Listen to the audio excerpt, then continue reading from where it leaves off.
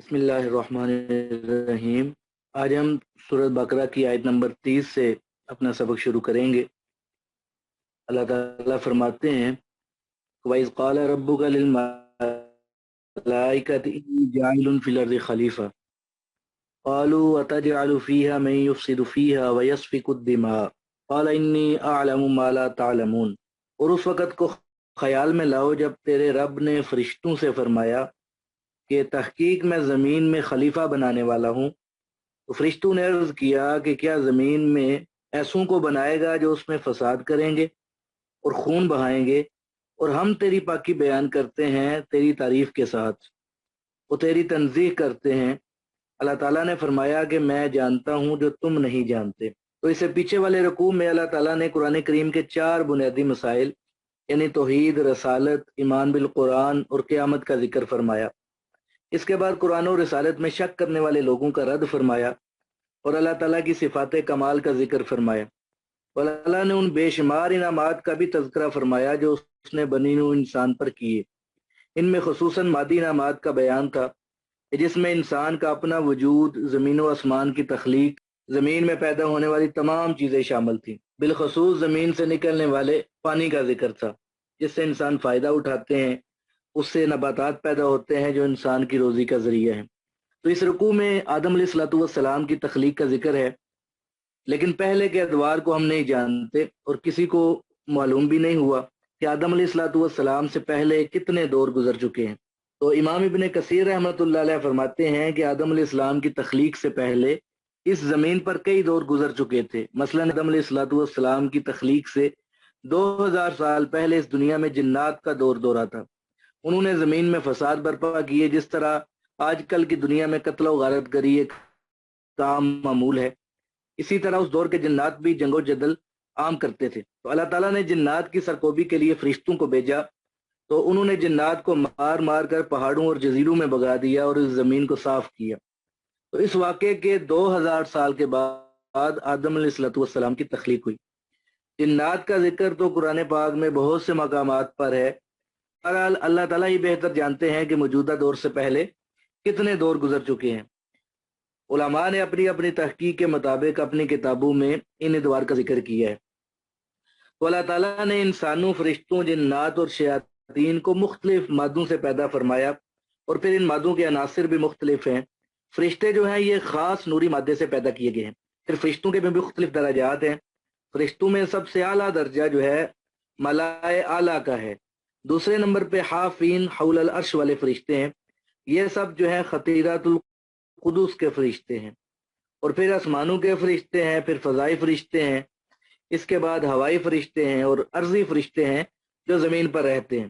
تو جو اول درجے کے فرشتے ہیں ان کا مادہ تخلیق اس آگ کی مانند ہے جو دوران سفر حضرت موسیٰ علیہ السلام پر ظاہر ہوئی تھی۔ آپ اپنی بیوی کے ہمراہ جا رہے تھے، بھیڑ بکریاں بھی ساتھ تھیں، رات کا اندھیرا تھا، بیوی حاملہ تھی، تو ان کو جو ہے وہ درد شروع ہو گیا جو بچے کی پیدائش کے وقت ہوتا ہے۔ تو موسیٰ علیہ السلام کو دور سے آگ نظر آئی، آپ اس طرف گئے تو وہ آگ ایک درخت سے نکل رہی تھی جو درخت کے پتوں کو جلانے کی بجائے انہیں سرسبز و شاداب کر رہی تھی۔ آگ جس قدر بھڑکتی تھی تو درخت کی شاخوں اور پتوں میں جو ہے اسی قدر شادابی آتی جاتی تھی۔ تو یہ واقعہ جو ہے قرآن پاک میں بھی کچھ موجود ہے۔ تو بعض تصحیحات سے معلوم ہوتا ہے کہ وہ آگ نہیں تھی بلکہ نوری حجاب تھا۔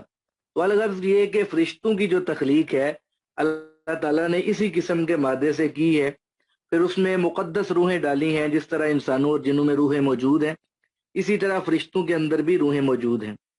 تو جنات کے مادہ تخلیق کے متعلق قرآن پاک میں آتا ہے وَالْجَانَّ خَلَقْنَاهُ مِن قَبْلُ مِن نَارِ السَّمُومِ، کہ جنات کا جو مادہ تخلیق ہے یہ آگ اور ہوا ہے، اور انسان کا جو مادہ تخلیق ہے یہ مٹی ہے، خاک ہے۔ دنیا میں جتنے بھی خارجی عناصر پائے جاتے ہیں وہ سب آدم علیہ السلام کے وجود میں موجود ہیں۔ تو تخلیق انسانی کے متعلق قرآن پاک میں آتا ہے کہ خلق الانسان من صلصال، انسان کو کھڑکنے والی مٹی سے پیدا کیا۔ دوسرے مقامات پر تراب اور تین کا لفظ بھی آتا ہے۔ تو کہنے کا مطلب یہ ہے کہ انسانیت کی جو تخلیق ہے یہ مٹی سے ہوئی ہے۔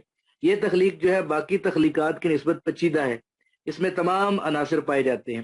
تو اس مقام پر تخلیق انسانی کے متعلق اللہ تعالیٰ نے فرمایا کہ وَإِذْ قَالَ رَبُّكَ لِلْمَلَائِكَةِ إِنِّي جَاعِلٌ فِي الْأَرْضِ خَلِيفَةً، یعنی اس بات پر غور کرو کہ جب تمہارے پروردگار نے فرشتوں کے سامنے فرمایا کہ میں آپ کو اپنا خلیفہ یعنی نائب بنانے والا ہوں، تو قرآن پاک میں یہ بھی آتا ہے کہ هو الذی جعلکم خلائف فی الارض، یعنی اللہ کی ذات وہ ذات ہے جس نے تمہیں ایک دوسرے کا جانشین یا خلیفہ بنایا، جس طرح بیٹا اپنے باپ کا جانشین ہوتا ہے۔ تو خلیفہ کا دوسرا مطلب جو اس مقام پر واضح ہے وہ یہ ہے کہ اللہ تعالیٰ نے آدم علیہ الصلوۃ والسلام کو اپنا خلیفہ یعنی نیابت انجام دینے والا پیدا کیا ہے۔ تو انسان کے علاوہ باقی بے شمار مخلوق بھی اس زمین پر پیدا کی گئی ہیں، مگر خلافت کا حق اللہ تعالیٰ نے صرف انسان کو دیا ہے، اور اس سے بھی مراد یہ ہے کہ زمین اور ساری کائنات کی اصل بادشاہت تو اللہ کی ہے، آدم علیہ الصلوۃ والسلام کو صرف نیابت تفویض ہوئی ہے۔ تو گویا انسان دنیا میں خلافت اپنی مرضی سے انجام نہیں دے گا بلکہ حکم اللہ کا ہوگا، اور انسان اس حکم کو نافذ کرنے کا ذمہ دار ہوگا۔ سورہ نور کے اندر اللہ تعالیٰ نے حضور صلی اللہ علیہ وآلہ وسلم اور صحابہ اکرام رضوان اللہ علیہ مجمعین سے جس خلافت کا وعدہ فرمایا اور جس کو پورا فرمایا وہ یہی خلافت ہے۔ تو جب اللہ تعالیٰ نے آدم علیہ الصلوۃ والسلام کو اپنا نائب مقرر کرنے کا ارادہ فرمایا تو قالوا اتجعل فیہا من یفسد فیہا ویسفک الدماء، تو فرشتوں نے کہا کہ اے مولا کریم تو دنیا میں ایسی ہستی کو اپنا خلیفہ مقرر کرنا چاہتا ہے جو زمین میں فساد کریں گے اور خون بہائیں گے؟ تو مفسرین فرماتے ہیں کہ فرشتوں کا یہ جواب جو ہے کئی وجوہات کی بنا پر ہو سکتا ہے۔ اولاً یہ کہ خود اللہ تعالیٰ نے یہ بات انہیں الہام کی ہو کہ جس کی بنا پر انہوں نے یہ رائے دی ہو، یا یہ بھی ہو سکتا ہے کہ فرشتوں نے جنات کے حالات پر قیاس کیا ہو، کیونکہ وہ دیکھ چکے تھے کہ جنات نے زمین پر فتنہ اور فساد کو برپا کیا ہے، تو لہٰذا انہوں نے یہ گمان کر لیا کہ آدم علیہ السلام کی اولاد بھی ایسا ہی کرے گی۔ تو تیسری وجہ اس کی یہ ہو سکتی ہے کہ فرشتوں نے خلیفہ کے لفظ سے یہ قیاس کیا کہ خلیفہ جب زمین پر حکومت کی باغ ڈور سنبھالے گا تو وہاں لازماً فتنہ فساد اور خون ریزی بھی ہوگی، لہذا انہوں نے اللہ تعالیٰ کو یہ جواب دیا۔ زیادہ جو مفسرین ہیں وہ یہ فرماتے ہیں کہ فرشتوں کا یہ گمان جو ہے یہ جنات کے حالات کی بنا پر تھا۔ تو اس گمان کے اظہار کے ساتھ ساتھ فرشتوں نے اللہ رب العزت کی بارگاہ میں یہ بھی عرض کیا کہ وَنَحْنُ نُسَبِّحُ بِحَمْدِكَ، مولا اس فتنہ اور فساد برپا کرنے والی مخلوق کی کیا ضرورت ہے، ہم تیری تسبیح بیان کرتے ہیں تیری حمد کے ساتھ، وَنُقَدِّسُ لَكَ، اور تیری پاکیزگی بھی ہم بیان کرتے ہیں، لہذا ہم اس کام کے لیے کافی ہیں۔ تو فرشتوں کا یہ جواب سن کر اللہ رب العزت نے ارشاد فرمایا کہ قال انی اعلم ما لا تعلمون، اے فرشتو تم اس راز کو نہیں جانتے، صرف میں ہی جانتا ہوں کہ میں نے آدم میں کس قدر کمال اور شرف ودید کیا ہے۔ آگے اللہ فرماتے ہیں وَعَلَّمَ آدَمَ الْأَسْمَاءَ كُلَّهَا ثُمَّ عَرَضَهُمْ عَلَى الْمَلَائِكَةِ فَقَالَ أَنْبِئُونِي بِأَسْمَاءِ هَؤُلَاءِ إِن كُنتُمْ صَادِقِينَ، اور اللہ تعالیٰ نے آدم علیہ السلام کو سارے نام سکھا دیے، پھر پیش کیا ان کو فرشتوں پر، پس کہا کہ مجھے ان چیزوں کے نام بتاؤ اگر تم سچے ہو۔ قالوا سبحانک لا علم لنا الا ما علمتنا انک انت العلیم الحکیم، تو انہوں نے کہا کہ پاک ہے تیری ذات، نہیں ہے ہمارے پاس علم مگر وہی جو تو نے ہم کو سکھایا ہے، بے شک تو ہی علم والا اور حکمت والا ہے۔ قال یا آدم انبئهم باسمائهم فلما انبأهم باسمائهم قال الم اقل لكم انی اعلم غیب السماوات والارض وَأَعْلَمُ مَا تُبْدُونَ وَمَا كُنْتُمْ تَكْتُمُونَ، تو اللہ تعالیٰ نے فرمایا کہ اے آدم بتا دے ان کو ان چیزوں کے نام، پس جب اس نے ان کو ان چیزوں کے نام بتا دیے تو فرمایا کہ کیا میں نے تم سے نہیں کہا تھا کہ میں جانتا ہوں آسمانوں اور زمین کی پوشیدہ چیزوں کو، اور میں جانتا ہوں اس چیز کو جس کو تم ظاہر کرتے ہو، اور اس کو بھی میں جانتا ہوں جس کو تم چھپاتے ہو۔ تو آدم علیہ الصلوۃ والسلام کی تخلیق کے وقت اللہ تعالیٰ اور فرشتوں کے درمیان سوال و جواب ہوئے، اور اللہ تعالیٰ نے اپنے ارادے کی حکمت کے اظہار کے لیے فرمایا کہ وَعَلَّمَ آدَمَ الْأَسْمَاءَ كُلَّهَا، کہ اللہ تعالیٰ نے آدم علیہ السلام کو سارے نام سکھا دیے۔ ان ناموں سے کیا مراد ہے، اور اللہ تعالیٰ نے کون کون سے نام آدم علیہ السلام کو سکھلائے، اس سلسلے میں مفسرین کے کئی اقوال ہیں۔ بعض حضرات فرماتے ہیں کہ علامہ آدم الاسماء سے مراد تمام انواع اور اجناس کے نام ہیں جو اللہ تعالیٰ نے سکھلائے، تو اس سے مراد ہر فرد کا نام سکھانا نہیں ہے، کیونکہ ہر فرد اور جزو کا تعلق جو ہے غیب سے ہے، اور غیب کو اللہ ہی جاننے والا ہے، اللہ کے سوا کوئی اور جاننے والا نہیں۔ بعض مفسرین فرماتے ہیں کہ علامہ آدم الاسماء سے مراد یہ ہے کہ اللہ تعالیٰ نے آدم علیہ السلام کو قیامت تک پیدا ہونے والی اولاد کے نام بتلا دیے۔ ابن عربی رحمۃ اللہ علیہ فرماتے ہیں کہ اسماء سے مراد اللہ تعالیٰ کے اسماء الحسنہ ہیں، نہ کہ دوسری چیزوں کے نام۔ تو بعض مفسرین فرماتے ہیں کہ اسماء سے مراد جزیات ہیں، مگر تمام کی تمام اور ہر قسم کی جزیات نہیں، صرف وہ جزیات مراد ہیں جن کی ضرورت تھی۔ حضرت عبداللہ بن عباس رضی اللہ عنہ فرماتے ہیں کہ صرف انسانی ضروریات کی تمام چیزوں کے نام بتا دیے، جو چیزیں انسانی ضرورت سے باہر ہیں ان کے بتانے کا نہ کوئی فائدہ تھا اور نہ ہی وہ بتائیں۔ امام ابو بکر جساس رحمۃ اللہ علیہ اور کچھ دوسرے مفسرین فرماتے ہیں کہ چیزوں کے نام سکھانا بالکل ایسا نہیں تھا جیسے بچوں کو تعلیم دی جاتی ہے، بلکہ نام سکھانے سے مراد یہ ہے کہ اللہ تعالیٰ نے آدم علیہ الصلوۃ والسلام کی طبیعت اور مزاج میں بطور صلاحیت ان چیزوں کے نام رکھ دیے تھے، اور پھر جب فرشتوں کے سامنے اللہ تعالیٰ نے حکم دیا تو آدم علیہ الصلوۃ والسلام نے تمام نام بتا دیے۔ اور بعض مفسرین فرماتے ہیں کہ چیزوں کے نام بطور تعلیم سکھائے گئے، جیسے کسی چیز کی وضاحت کی جاتی ہے کہ یہ فلاں چیز ہے، اس کی خاصیت یہ ہے، اس کا فائدہ یہ ہے، وغیرہ وغیرہ۔ تو آدم علیہ الصلوۃ والسلام کو تمام ضروری اشیاء کے نام سکھانے کے بعد اللہ تعالیٰ نے فرشتوں کو آزمایا، چنانچہ وہ تمام چیزیں فرشتوں کے سامنے پیش کر دیں۔ ثم عرضهم علی الملائکہ، اور فرشتوں کو حکم دیا کہ انبئونی باسماء ہؤلاء، کہ مجھے ان تمام چیزوں کے نام بتاؤ، ان کنتم صادقین، اگر تم سچے ہو تو۔ یعنی اے فرشتوں، تمہارا دعویٰ یہ ہے کہ انسانی مخلوق کے پیدا کرنے کا کوئی فائدہ نہیں ہے، کیونکہ تم میری تسبیح و تقدیس بیان کرنے کے لیے کافی ہو، اور یہ مخلوق دنیا میں خون ریزی کرے گی، مگر تم نہیں جانتے کہ انسان کو کون کون سے کمالات دیے جائیں گے۔ من جملہ یہ کہ ان کے علم و فہم کا کمال سب سے اعلیٰ ہے جو اسے دیا گیا ہے، اور خلیفہ کے لیے ان چیزوں کی ماہیت اور حقیقت کا جاننا بھی ضروری ہے جن پر اس نے احکامات کو نافذ کرنا ہے۔ تو فرشتے جو ہیں وہ اللہ تعالیٰ کے امتحان میں کامیاب نہ ہو سکے، کہنے لگے قالوا سبحانک، اے مولا تیری ذات پاک ہے، لا علم لنا الا ما علمتنا، ہم اعتراف کرتے ہیں کہ ہمیں ان چیزوں کے نام، ان کی خاصیت اور ماہیت کا علم نہیں ہے، ہمیں اس معاملے میں عاجز ہیں، ہمارا علم تو صرف اتنا ہی ہے جتنا تو نے ہم کو سکھایا ہے، اس کے علاوہ ہم کچھ بھی نہیں جانتے۔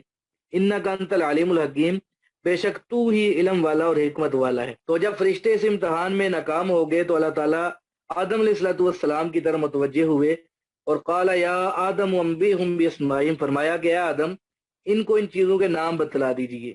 تو فلما انباہم باسمائہم، جب آدم علیہ الصلوۃ والسلام نے ان کو ان چیزوں کے نام بتا دیے کہ یہ ان چیزوں کے نام ہے، یہ فلاں چیز ہے، یہ فلاں چیز ہے، تو اللہ تعالیٰ نے جس قدر سوال کیے آدم علیہ الصلوۃ والسلام نے فوراً ہی ان کے جوابات دیے۔ تو اللہ تعالیٰ نے پھر فرشتوں کی طرف مخاطب ہو کر فرمایا کہ قال الم اقل لکم، کیا میں نے تم سے نہیں کہا تھا انی اعلم غیب السماوات والارض، کہ میں آسمان و زمین کی پوشیدہ چیزوں کا جاننے والا ہوں۔ تو اس کے بعد اللہ تعالیٰ نے آدم علیہ الصلوۃ والسلام کی برتری اور فضیلت کو عملی طور پر فرشتوں کے سامنے پیش کیا ہے۔ تو اگلی آیات کے اندر اللہ تعالیٰ نے فرشتوں کو سجدہ کرنے کا حکم دیا کہ اللہ فرماتے ہیں وَإِذْ قُلْنَا لِلْمَلَائِكَةِ اسْجُدُوا لِآدَمَ فَسَجَدُوا إِلَّا إِبْلِيسَ أَبَىٰ وَاسْتَكْبَرَ وَكَانَ مِنَ الْكَافِرِينَ۔ اور اس بات کو اپنے دھیان میں لاؤ کہ جب کہا ہم نے فرشتوں سے سجدہ کرو آدم کے لیے تو پس سجدہ کیا انہوں نے، مگر ابلیس نے انکار کیا اور تکبر کیا اور وہ کفر کرنے والوں میں سے تھا۔ وَقُلْنَا يَا آدَمُ اسْكُنْ أَنْتَ وَزَوْجُكَ الْجَنَّةَ وَكُلَا مِنْهَا رَغَدًا حَيْثُ شِئْتُمَا وَلَا تَقْرَبَا هَٰذِهِ الشَّجَرَةَ فَتَكُونَا مِنَ الظَّالِمِينَ۔ اور ہم نے کہا کہ اے آدم تم اور تمہاری بیوی جنت میں رہو اور تم دونوں اس میں سے وسعت اور کشادگی سے کھاؤ جہاں سے بھی چاہو، اور تم دونوں اس درخت کے قریب نہ جانا، پس ہو جاؤ گے تم دونوں ظلم کرنے والوں میں سے۔ فَأَزَلَّهُمَا الشَّيْطَانُ عَنْهَا فَأَخْرَجَهُمَا مِمَّا كَانَ فِيهِ وَقُلْنَا اهْبِطُوا بَعْضُكُمْ لِبَعْضٍ عَدُوٌّ وَلَكُمْ فِي الْأَرْضِ مُسْتَقَرٌّ وَمَتَاعٌ إِلَىٰ حِينٍ۔ تو پس پھیلایا ان دونوں کو شیطان نے اس سے، تو پس ان کو اس نعمت سے نکالا جس کے اندر وہ تھے، اور ہم نے کہا کہ اتر جاؤ، بعض تمہارے بعض کے لیے دشمن ہے اور تمہارے لیے زمین میں ٹھکانہ ہے اور ایک مدت تک فائدہ اٹھانے کی بات ہے۔ تو مفسرین نے اس مسئلے میں بہت بحث کی ہے کہ جو سجدہ اللہ تعالیٰ نے فرشتوں سے آدم علیہ الصلوۃ والسلام کے لیے کروایا وہ کس قسم کا سجدہ تھا۔ تو جو سجدہ فرشتوں نے آدم علیہ الصلوۃ والسلام کے روبرو کیا تھا یہ سجدہ تعظیمی تھا، سجدہ عبادت نہیں تھا، جو کہ ہر شریعت میں حرام رہا ہے۔ سجدہ عبادت اور سجدہ تعظیمی کے درمیان فرق صرف نیت سے ہی ممکن ہے۔ اگر بوقت سجدہ نیت یہ ہے کہ یہ وہی سجدہ ہے جو اللہ تعالیٰ کے سامنے جائز ہے تو پھر ایسا سجدہ غیر اللہ کے سامنے کفر اور شرک ہوگا، اور اگر سجدہ محض تعظیم کے لیے ہے تو یہ پہلی امتوں میں جائز تھا، جیسے یعقوب علیہ السلام کے بیٹوں کا یوسف علیہ الصلوۃ والسلام کو سجدہ یا فرشتوں کا آدم علیہ السلام کو سجدہ، مگر ہماری شریعت میں ہر طرح کا جو سجدہ ہے ناجائز ہے اور حرام ہے۔ حضور صلی اللہ علیہ وآلہ وسلم کا فرمان یہ ترمذی شریف کے اندر موجود ہے، آپ صلی اللہ علیہ وآلہ وسلم نے فرمایا کہ اگر میں کسی کو سجدہ کرنے کا حکم دیتا تو عورت کو حکم دیتا کہ اپنے خاوند کے سامنے سجدہ کرے، کہ اللہ تعالیٰ نے خاوند کا بڑا حق رکھا ہے۔ ایک دوسری روایت کے اندر آتا ہے کہ کسی انسان کے لیے لائق نہیں کہ وہ کسی دوسرے انسان کو سجدہ کرے۔ تو ایک صحابی نے حضور صلی اللہ علیہ وآلہ وسلم سے عرض کیا کہ حضور، ہم باہر جا کر دیکھتے ہیں کہ وہاں کے لوگ اپنے بادشاہوں کو سجدہ کرتے ہیں، حالانکہ وہ تو باطل ہیں اور آپ صلی اللہ علیہ وسلم نبی برحق ہیں، تو ہم آپ کے سامنے کیوں سجدہ نہ کریں؟ تو حضور صلی اللہ علیہ وآلہ وسلم نے منع فرمایا اور کہا کہ دیکھو، جب میں دنیا سے رخصت ہو جاؤں گا تو کیا تم میری قبر پر سجدہ کرو گے؟ تو اس شخص نے کہا کہ حضور، ہم ایسا نہیں کریں گے۔ تو آپ صلی اللہ علیہ وآلہ وسلم نے فرمایا کہ جس طرح میری قبر پر سجدہ حرام ہے، اسی طرح میرے سامنے سجدہ کرنا بھی حرام ہے، خواہ وہ تعظیمی ہی کیوں نہ ہو۔ تو بعض مفسرین فرماتے ہیں کہ آدم علیہ الصلوۃ والسلام اور یوسف علیہ الصلوۃ والسلام کو سجدہ کرنا جو ہے بمنزلہ قبلہ کے تھا، یعنی حقیقت میں سجدہ تو اللہ کے سامنے کیا گیا تھا، آدم علیہ الصلوۃ والسلام اور یوسف علیہ الصلوۃ والسلام جو ہے محض جہت تھے، یعنی جن کی طرح منہ کر کے سجدہ کیا گیا تھا۔ یہ بالکل ایسا ہی ہے کہ جیسے ہم آج بھی قبلے کی طرف منہ کر کے اللہ کے حضور سجدہ ریز ہوتے ہیں، اور اس سے مراد قبلے کو سجدہ کرنا نہیں ہوتا، بلکہ سجدہ تو اللہ کے لیے ہی ہوتا ہے۔ اسی طرح فرشتوں نے بھی آدم علیہ الصلوۃ والسلام کی طرف منہ محض قبلہ ہونے کی حیثیت سے کیا تھا، کہ سجدہ آدم علیہ الصلوۃ والسلام کو نہیں تھا، بلکہ سجدہ جو ہے یہ اللہ کو کر رہے تھے۔ جب اللہ تعالیٰ نے فرشتوں کو سجدے کا حکم دیا تو فسجدوا، سب نے سجدہ کیا الا ابلیس، ابلیس کے علاوہ۔ تو یہاں یہ اشکال پیدا ہوتا ہے کہ اللہ نے سجدہ کرنے کا حکم تو فرشتوں کو دیا تھا کہ وَإِذْ قُلْنَا لِلْمَلَائِكَةِ اسْجُدُوا، مگر ابلیس کے انکار کا کیا مطلب ہے؟ تو مفسرین فرماتے ہیں کہ سجدے کا حکم نہ صرف یہ کہ فرشتوں کو تھا بلکہ جنات کو بھی تھا، اور جو ابلیس ہے یہ جنات میں سے ہے، بلکہ ابو الجنات تھا، اور جب کسی بڑے کو حکم دیا جاتا ہے تو اس کے ماتحت والے خود بخود اس حکم کے پابند ہو جاتے ہیں۔ سورۃ اعراف کے اندر ابلیس کے متعلق آتا ہے کہ جب اس نے سجدہ نہیں کیا تو اللہ تعالیٰ نے دریافت کیا کہ ما منعک الا تسجد اذ امرتک، کہ جب میں نے تمہیں حکم دیا تو تم نے سجدہ کیوں نہیں کیا؟ تو معلوم ہوا کہ سجدہ کرنے کا حکم جو ہے یہ ابلیس کو بھی ہوا تھا، اور نسلی طور پر یہ چونکہ جنات میں سے تھا، جیسا کہ سورۃ کاف کے اندر آتا ہے کانا من الجن ففسق عن امر ربی، کہ وہ جنوں میں سے تھا تو پس اپنے رب کے حکم سے باہر ہو گیا۔ مقصد یہ ہے کہ سجدے کا حکم فرشتوں اور جنات دونوں کو ہوا تھا۔ فرشتے جو ہیں وہ آدم علیہ الصلوۃ والسلام کے سامنے سر مسجود ہو گئے تھے، سجدہ کیا تھا انہوں نے، مگر ابلیس نے اور اس کی قوم نے انکار کیا۔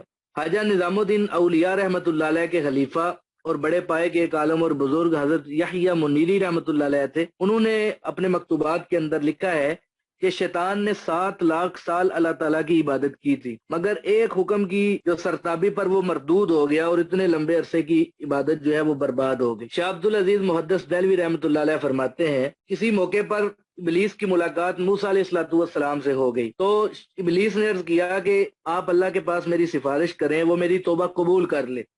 تو موسیٰ علیہ الصلوۃ والسلام نے سفارش کا وعدہ کیا، دعاؤں میں مشغول ہو گئے، تو ادھر سے اللہ تعالیٰ کا حکم ہوا کہ میں ابلیس کی توبہ اس شرط پر قبول کرنے کو تیار ہوں کہ وہ آدم علیہ السلام کی قبر کو سجدہ کر لے۔ تو جب موسیٰ علیہ الصلوۃ والسلام نے ابلیس کو یہ شرط پیش کی تو کہنے لگا کہ زندگی میں تو میں نے آدم علیہ السلام کو سجدہ نہیں کیا، تو اب ان کی قبر کو سجدہ کرنا میرے لیے ممکن نہیں ہے۔ تو ابلیس جو ہے وہ اپنی بات پر پکا تھا، اس نے انکار کیا۔ ابا واستکبر وکان من الکافرین، نہ صرف یہ کہ انکار کیا بلکہ تکبر بھی کیا، اور وہ انکار کرنے والوں میں سے تھا۔ یہاں پر مفسرین فرماتے ہیں اس کائنات میں سب سے پہلا گناہ جو ہے وہ حسد کا تھا، جو ابلیس نے آدم علیہ الصلوۃ والسلام پر کیا، اور کہا کہ انا خیر من، کہ میں اس سے بہتر ہوں، خلقتنی من نار، میں تو آگ سے پیدا کیا گیا ہوں، وخلقتہ من طین، اور آدم علیہ السلام کو مٹی سے پیدا کیا گیا ہے، لہذا میں اس سے افضل ہوں، میں کیوں اس کو سجدہ کروں؟ تو یہی جو ہے یہ ابلیس کی بھول تھی کہ اس نے جو ہے اپنی شخصیت کی طرف دیکھا تھا، اللہ کے حکم کو نہیں دیکھا تھا، لہذا وہ مردود ٹھہر گیا۔ تو اس سے ثابت ہوا کہ جو کوئی بھی اللہ کے حکم کا انکار کرے گا تو وہ ابلیس کی طرح کافر ہو جائے گا۔ تو ابلیس نے حسد کی وجہ سے آدم علیہ السلام کو سجدہ نہ کیا، وَكَانَ مِنَ الْكَافِرِينَ، اور اللہ کے علم میں یہ کفر کرنے والا تھا۔ شیطان ابلیس کے انکار کے بعد اللہ تعالیٰ نے حکم دیا کہ وَقُلْ يَا آدَمُ اسْكُنْ أَنْتَ وَزَوْجُكَ الْجَنَّةَ، کہ آدم تم اور تمہاری بیوی جنت میں رہو۔ حضرت ہوا کی تخلیق کے متعلق دوسرے مقام پر فرمایا ہے کہ خلق من زوجہا، کہ آدم علیہ السلام کی وحشت کو دور کرنے کے لیے اللہ تعالیٰ نے انہی کی پسلیوں سے ان کا جوڑا پیدا فرمایا، اور آپ حضرت ہوا سے مانوس ہو گئے، اسی لیے فرمایا کہ تم اور تمہاری بیوی جنت میں رہو۔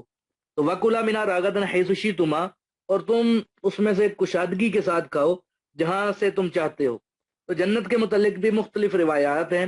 بعض لوگوں کا خیال یہ ہے کہ یہ جنت زمین پر تھی، مگر صحیح قول یہ ہے کہ جس جنت میں آدم علیہ الصلوۃ والسلام اور حضرت حوا کو رہنے کا حکم ہوا تھا وہ عالم بالا میں جنت المأوا ہے، جس کا ذکر قرآن پاک میں دوسرے مقامات پر بھی آیا ہے۔ سورہ نجم کے اندر ہے کہ عند سدرۃ المنتہا، جو کہ سدرۃ المنتہا کے قریب ہے، عندہا جنت المأوا، یہ عالم بالا ہی کے متعلق ہے۔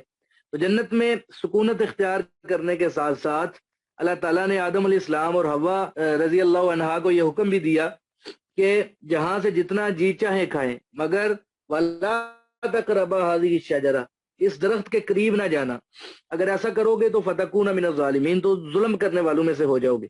تو یہ کون سا درخت تھا جس کے کھانے سے منع کیا گیا تھا؟ اس کے متعلق مفسرین کے کئی اقوال ہیں۔ بعض اسے کھجور کا درخت بتاتے ہیں، بعض انجیر کا کہتے ہیں، اور بعض انگور کا کہتے ہیں۔ بائبل کی روایات کے مطابق یہ نیکی اور بدی کی پہچان کا درخت تھا، اور بعض نے یہ توجیہ کی ہے کہ آدم علیہ السلام اور حوا رضی اللہ عنہا کے ملاپ یعنی مباشرت کو درخت سے تعبیر کیا گیا ہے، تو اس لحاظ سے پیدا ہونے والی اولاد کو پھل کہا گیا ہے۔ تو بعض مفسرین کا خیال ہے کہ یہ جو پھل ہے یہ گندم کا درخت تھا، مگر یہاں یہ اعتراض وارد ہوتا ہے کہ گندم کا درخت نہیں بلکہ چھوٹا سا پودا ہوتا ہے۔ تو امام ابو داؤد رحمۃ اللہ علیہ نے اپنا مشاہدہ نقل کیا کہ انہوں نے مصر میں اتنا بڑا سنترا دیکھا کہ جسے 2 ٹکڑے کر کے بڑی مشکل سے اونٹ پر لادا گیا۔ تو اگر دنیا میں اتنا بڑا سنترا ہو سکتا ہے تو جنت میں گندم کا درخت اتنا بڑا کیوں نہیں ہو سکتا؟ تو بہرحال یہ اعتراض جو ہے معقول نہیں ہے کہ گندم کا پودا ہوتا ہے درخت نہیں ہوتا۔ ہو سکتا ہے کہ جنت میں گندم کا بھی بہت بڑا درخت ہو جس کے قریب جانے یا پھل کھانے سے منع کیا گیا ہو۔ تو اللہ تعالیٰ نے آدم علیہ السلام اور حضرت حوا کو جنت میں رہنے کا حکم دیا۔ وہ بچوں کی طرح معصوم تھے، لیکن شیطان نے آہستہ آہستہ ان کے دلوں میں وسوسے ڈالنے شروع کیے۔ فَأَزَلَّهُمُ الشَّيْطَانُ عَنْهَا، ان دونوں کو شیطان نے پھسلا دیا۔ دوسری جگہ آتا ہے فَوَسْوَسَ لَهُمُ الشَّيْطَانُ، کہ شیطان نے دونوں میں وسوسہ ڈالا۔ کس چیز کے متعلق وسوسہ ڈالا؟ اس میں مختلف اقوال ہیں۔ تو بعض کہتے ہیں کہ درخت کا پھل کھانے کے متعلق وسوسہ ڈالا۔ دوسری جگہ موجود ہے کہ شیطان نے کہا کہ اس کو کھا لو گے تو ہمیشہ ہمیشہ کے لیے یہیں رہ جاؤ گے اور کسی قسم کا خطرہ نہیں ہوگا۔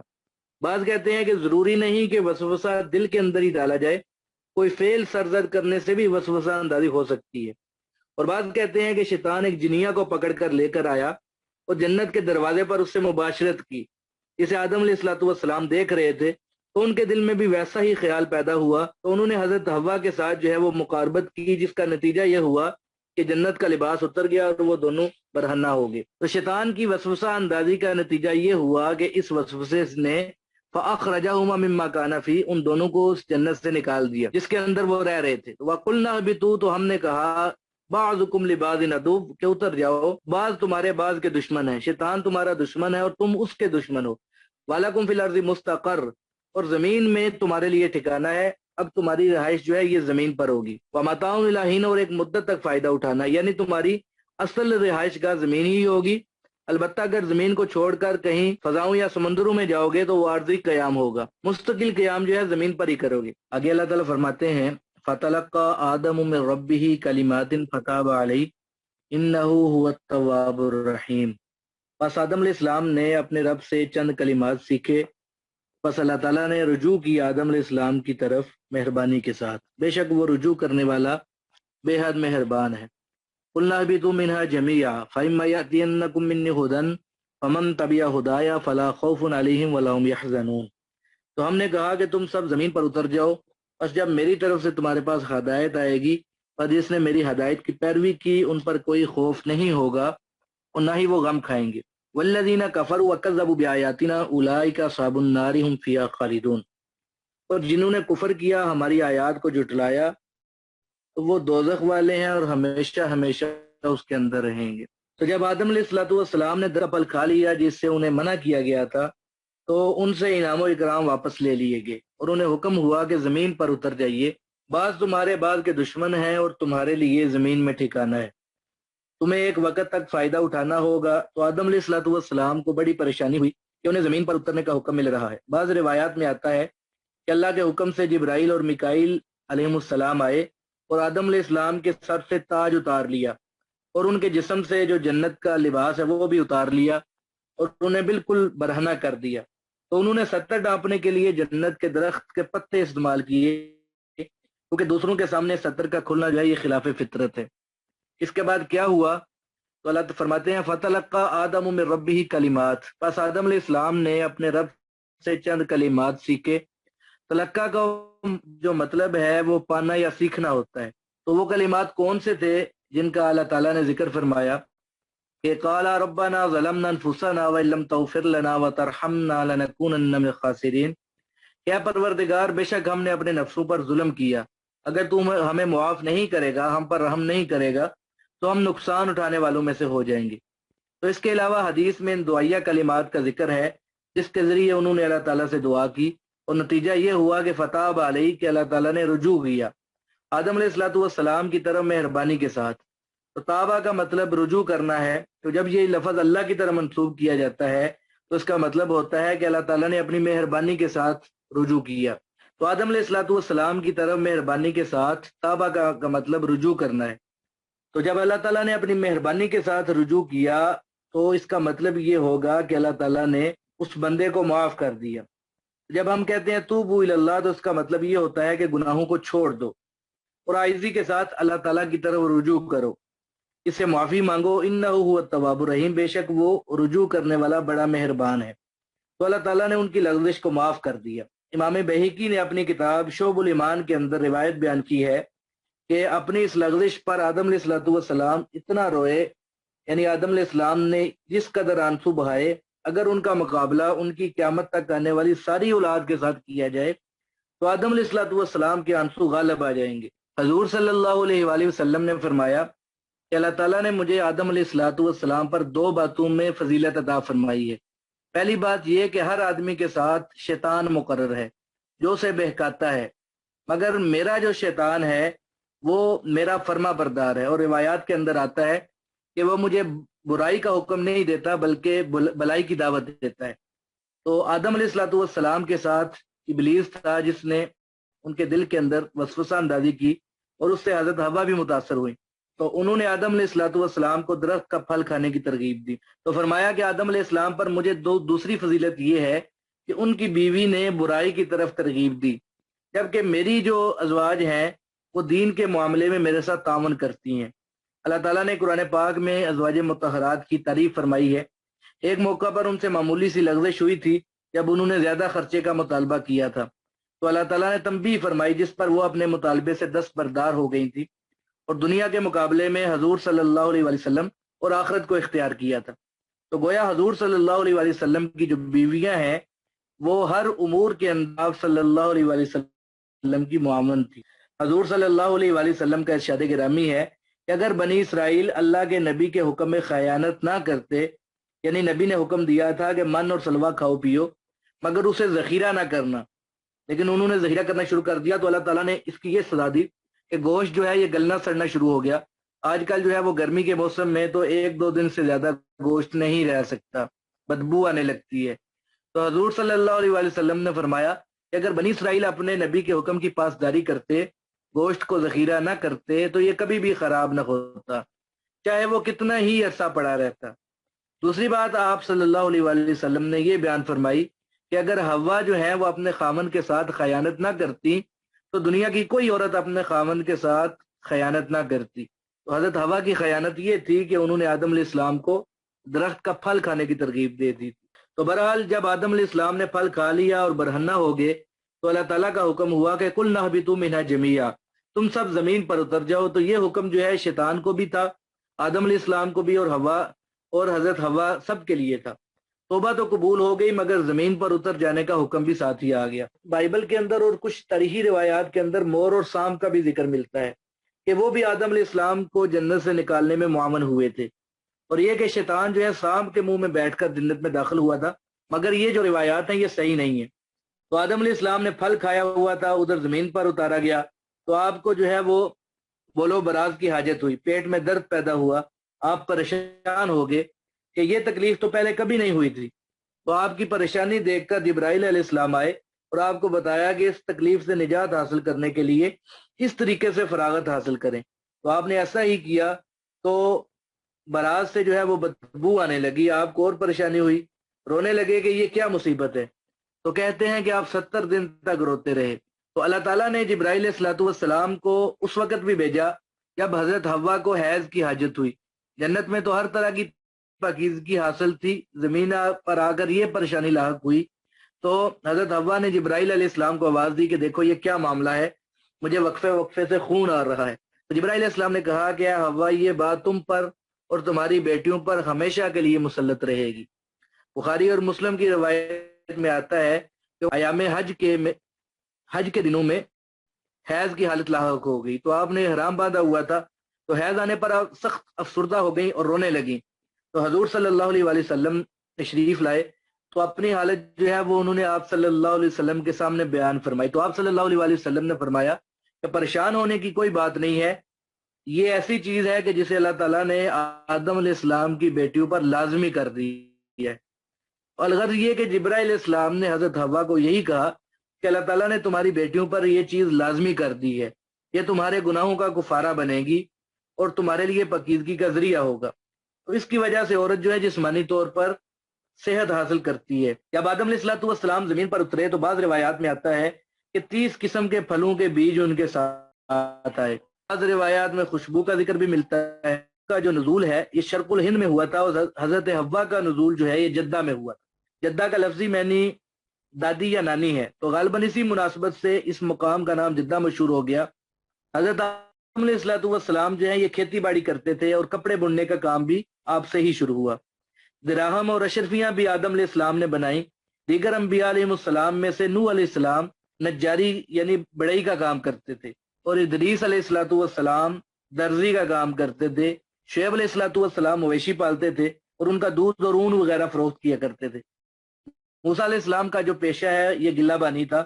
داؤد علیہ الصلوۃ والسلام جو ہے ذرہ بناتے تھے، اور سلیمان علیہ الصلوۃ والسلام روح زمین کی عظیم سلطنت کے بادشاہ ہونے کے باوجود اپنی گزر اوقات کے لیے ٹوکریاں اور زنبیلیں بناتے تھے۔